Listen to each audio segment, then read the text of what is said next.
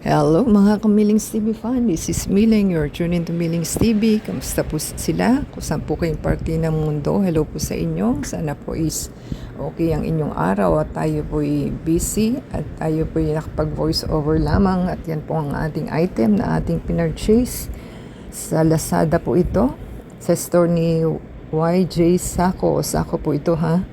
So 60 kilos po siya, 25 by 40 inches. So, lumalabas lang po siya na 9 pesos and 31 centavos. At ito po ay may free shipping. Naka-item discount tayo ng 100. At meron po tayong coins na 198. So, from 298, naging 186.12 na lang po tayo. So, tayo po yun nakapag-repeat order kasi paubos na po ang ating stock. At yan po is hindi pwedeng mawalan kasi yan po ang ating gamit para sa ating garbage disposal. So, binili na lang po natin is new sako kaysa sa reuse dahil nung na-experience po natin is malaking malaki siya tapos may amoy. So, baka po magkaroon tayo ng sakit. So, yan po ang ating pinurchase at okay naman po yung ating item kasi repeat order na po yan. So, parang isang yard and excess sa yard, 1 yard, ganyan.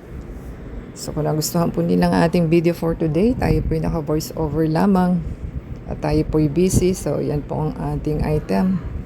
Tayo po nilang bumili kasi okay naman po yung ating sakong nabili sa kanila. So, happy po tayo sa ating purchase at tayo po yung nag-stock up lang kesa mawalan po tayo ng stock. So, once a week lang po natin ginagamit yung ating garbage kasi every Thursday po ang aming garbage dito.